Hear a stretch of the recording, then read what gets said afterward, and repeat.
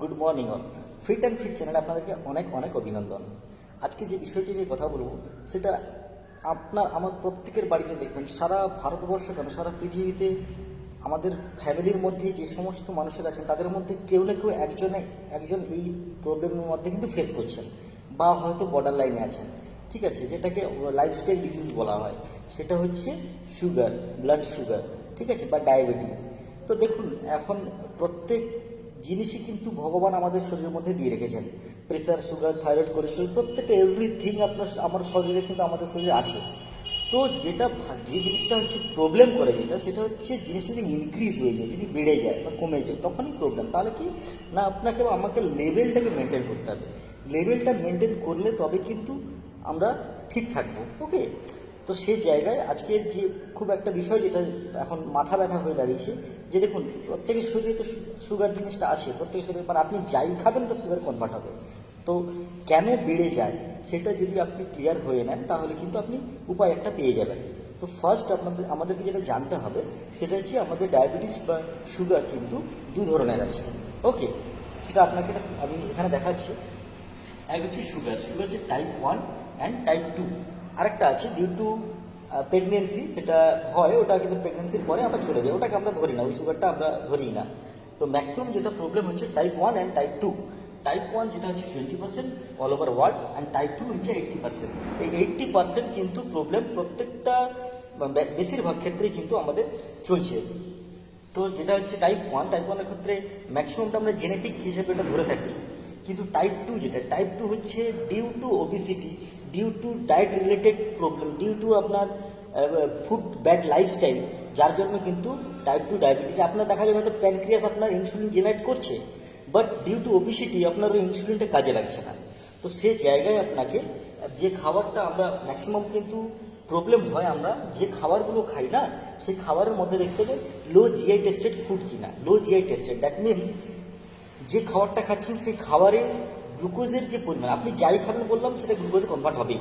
ঠিক আছে, তো গ্লাইসেমিক ইন্ডেক্সের মাত্রা লো কিনা। যদি লো হয় তাহলে আস্তে আস্তে আস্তে আস্তে আপনার শরীর ব্লাডের মধ্যে মিশবে। আর যদি লো না হয়, হাই জিআই টেস্টেড ফুড হয়, তাহলে কিন্তু আপনার সুগারের মাত্রা কিন্তু অটোমেটিক্যালি বাড়তে থাকবে। কারণ দেখবেন আমাদের সুগার লেভেলটাকে কন্ট্রোল করতে সাহায্য করে আমাদের প্যানক্রিয়াস।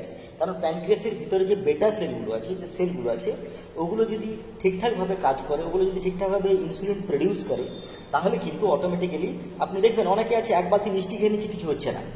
ঠিক আছে না, তবে ওটা বেশি দিন নয়, তো হয় রিক্সে, ওটা কম্পিটিশানে বসে তখন হয়। তো সেই ক্ষেত্রে আপনার প্যানক্রিয়াসটাকেও কিন্তু ঠিকঠাকভাবে রাখতে হবে, সেটার দায়িত্ব কিন্তু আপনার প্রত্যেকের।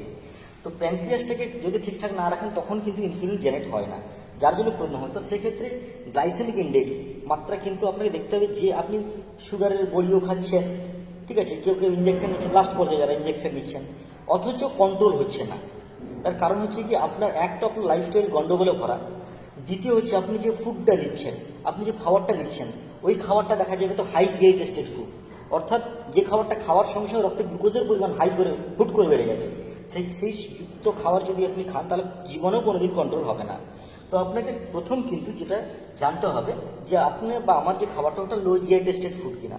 ঠিক আছে, আপনি গুগলে গিয়ে সার্চ করলে কিন্তু পুরো ডিটেলসে পাবেন।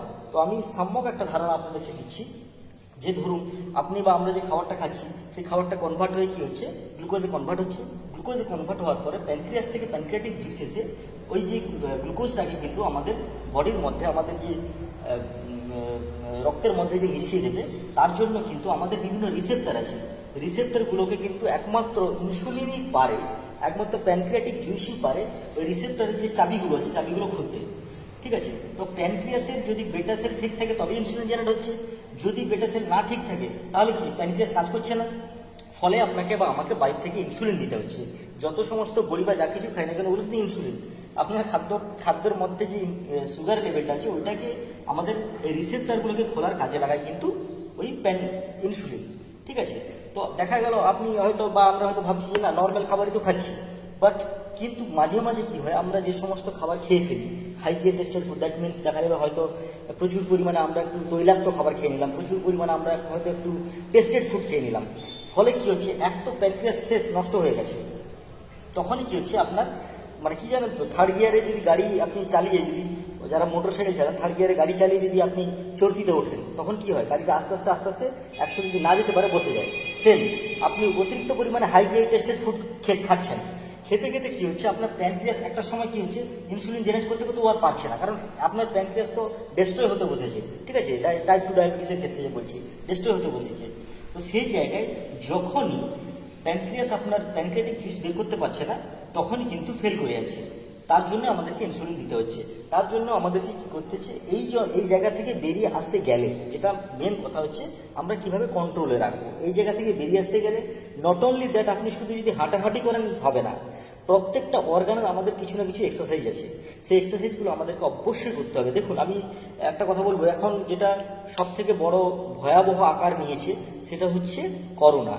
বাট আপনাকে বা আমি বলে রাখি যে করোনা থেকেও মারাত্মক যেটা, এটা এখন হিসাব রাখে না মিডিয়া, করোনাটা বেশি হাইলাইট করছে বলে প্রবলেমটা, করোনার থেকেও বেশি মানুষ মারা যায় প্রত্যেক বছর রোড অ্যাক্সিডেন্টে।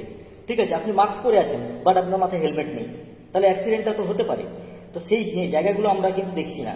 সব থেকে ভয়াবহ দিক যেটা আসতে চলেছে এখন থেকে, যদি গভর্নমেন্ট এটাকে কন্ট্রোল না করে, সেটা হচ্ছে আনএমপ্লয়মেন্ট।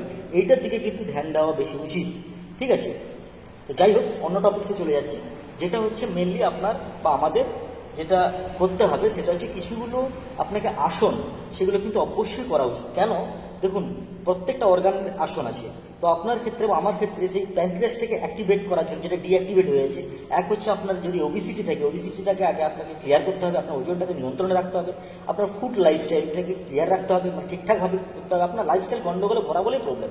ওকে, এবং কিছুগুলো এক্সারসাইজ যেগুলো হচ্ছে কিন্তু নট অনলি আপনি শুধু দাঁড়িয়ে দাঁড়িয়ে এক্সারসাইজ করলে হবে না বা হাঁটলেই শুধু হবে না, ওই প্যানক্রিয়াসটাকে অ্যাক্টিভেট করার জন্য কি করতে হবে আমাদেরকে, প্যানক্রিয়াসের কিছু এক্সারসাইজ, মুন্ডুকাসন হতে পারে, আপনাকে দেখা যাবে নৌকাসন হতে পারে, আপনি পবন মুক্তাসন হতে পারে, এইরকম 4-5 ধরনের যে আসনগুলো আছে, আসনগুলো মাস্ট করলে তবেই কি ওইখানে প্যানক্রিয়াটিক জুইস প্রডিউস করতে, কিন্তু তখন প্যানক্রিয়াস কিন্তু অ্যাক্টিভেট হওয়ার একটা চান্স থাকবে। তো তার জন্য কিন্তু আমাকে এই জিনিসগুলো করতে হবে, কিন্তু যদি না করি, শুধু হাঁটলাম শুধু, হবে না। ওকে, তাহলে সারা জীবন আমাকে বড়ি খেয়ে যেতে হবে, আমাকে ইনসুলিন নিয়ে যেতে হবে। তো সেই জায়গা থেকে ক্লিয়ার হতে গেলে আপনাকে ফার্স্ট যেটা করতে হবে সেটা হচ্ছে, এক হচ্ছে এক্সারসাইজ, দ্বিতীয় হচ্ছে আপনার খাদ্যর যে লাইফস্টাইল আছে সেগুলোকে ঠিকঠাকভাবে করতে হবে, তৃতীয় হচ্ছে আপনাকে হাসি খুশি থাকতে হবে। কারণ হাসি খুশি যদি না থাকেন, দেখবেন ডাক্তারবাবুরা বলে যে চিন্তা করবেন না বেশি। ঠিক আছে না, চিন্তা, দেখুন চিন্তা কিন্তু চিনিতে কনভার্ট হচ্ছে, কারণ না চিন্তা করলে সুগার বাড়ে। তো চিন্তা করে দেখুন, আপনি মিষ্টি খাচ্ছেন না, চিনি খাচ্ছেন না, অথচ সুগার বেড়েছে, চিন্তা করছেন বলে, ঘুম হচ্ছেন চিন্তা করছেন বলে। তো দ্যাট মিনস কিন্তু আপনার ওই চিন্তাটা বা আপনার টেনশনটা আপনার কনভার্ট হয়েছে চিনিতে, ফলেই কিন্তু সুগার লেভেলটা ইনক্রিজ করছে। তো সেই জায়গায় আপনাকে স্ট্রেস ফ্রি থাকতে হবে। স্ট্রেস ফ্রি না থাকলে কী হবে, আপনি যা ইনকাম করবেন কিনা সমস্ত টাকাটাই কিন্তু আগামী দিনে ডাক্তারবাবুরা খেয়ে যাবে। ফলে একটা সময় আসবে যেখানে আপনাকে পরিবারের বোঝা মনে হবে। ঠিক আছে না, তো হয়তো আমি ভাবছেন হয়তো বড় বড় কিছু বলে ফেলছি, বাট এটা কিন্তু ফ্যাক্ট। ওকে, তো সেই জায়গায় আপনি যাই খান না কেন, যেটা খাবেন সেটাই গ্লুকোজে কনভার্ট হবে। আপনি কোনটা খাবেন না, আপনি পাগল হয়ে যাবেন।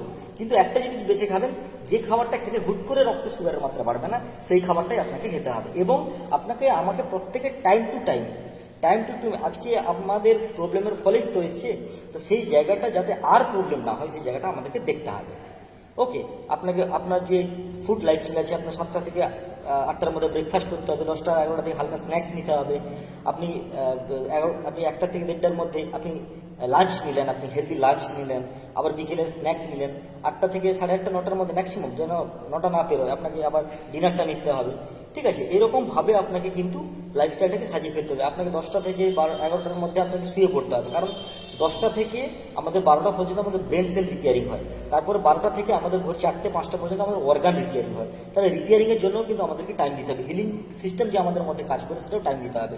যার জন্য অধিক রাত করে মোবাইল দেখে ঘুমানোটা যাবে না, সকালবেলা এক্সারসাইজ করতে হবে, বডি ওয়ার্কআউট করতে হবে, ঘাম ঝরাতে হবে, জলটাকে আপনাকে মেপে খেতে হবে, পার 20 KG body weight 1 litre approx আমাদের খেতে হবে। এতগুলো জিনিস কিন্তু আপনাকে মেনটেন করতে হবে, কারণ সব কিছু কিন্তু পৃথিবী ব্যালেন্সে চলছে। আপনি যখন একবার নিঃশ্বাস নিচ্ছেন, তার সঙ্গে সঙ্গে কিন্তু শ্বাস নিচ্ছেন, যখন আপনি একবার সঙ্গে সঙ্গে তো আপনাকে শ্বাসটা ছাড়তে হচ্ছে। ঠিক আছে, আপনি নিলে ছাড়বেন না, এটা হতে পারে। তাহলে এভরিথিং যখন ভগবান ব্যালেন্স করে দিয়েছে, সব কিছু আমাদের শরীরে ব্যালেন্স আছে, তাহলে আপনি বা আমি কেন ডিসব্যালেন্স হতে যাবো? ডিসব্যালেন্স হলেই তো প্রবলেম। ঠিক আছে না, আপনি আমাকে বলুন তো, যারা মেনটেন করে চলেছেন এই সমস্ত জিনিস মেনটেন করে চলেছেন, এখনও পর্যন্ত তারা কিন্তু ফিট অ্যান্ড ফাইন আছেন। ঠিক আছে, তো সেই জায়গাগুলো আপনি আরেকটা জিনিস, সেটা সব থেকে বড় জিনিস, শুধু এখন একটা বড় প্রবলেম এসেছে সেটা হচ্ছে যে যারা ফিটনেসে আছেন তারাও কিন্তু করোনা আক্রান্ত হয়ে যাচ্ছে। এটা কিন্তু একটা ভাববার বিষয়। এটা নিয়ে আমি পরে একটা টপিকস আপনাদেরকে বলবো যে কেন ওনারা ফিটনেসে থাকা সত্ত্বেও করোনা আক্রান্ত হচ্ছে। করোনা যে কেউ আক্রান্ত হতে পারে, এটা নিয়ে কোনো ভাববার বিষয় নেই, কোনো চিন্তা ভাবনা করবেন না। জাস্ট মিডিয়া হাইলাইট করছে, তো মিডিয়া থেকে দূরে থাকুন আমি বলবো আপনাদেরকে। তো ভালো খবর দেখুন, সুস্থ থাকুন, ভালো থাকুন, নিজেকে ভালো রাখুন, নিজেকে ভালোবাসুন। প্রত্যেক ক্রিয়ার সমান বিপরীত প্রতিক্রিয়া আছে, ঠিক আছে, নিউটনের থার্ড ল। তো সেরকম নিজেকে ভালোবাসুন, নিজের শরীরকে ভালোবাসুন, তবেই কিন্তু শরীর আপনাকে ভালোবাসবে। ওকে, অনেক অনেক ধন্যবাদ। আগামী দিনে এই বিষয় নিয়ে করোনা কেন ফিটনেসে থাকা ব্যক্তিদেরও অ্যাটাক করছে সেই বিষয় নিয়ে আগামী দিনে একটা টপিকস বানাবো। তো এটা আপনাদের কেমন লাগলো, যদি ভালো লাগে অবশ্যই লাইক করবেন, কমেন্ট করবেন এবং নিচে জানাবেন যে কি আপনাদের জন্য আর কি উপহার দিতে পারি। ওকে, ধন্যবাদ।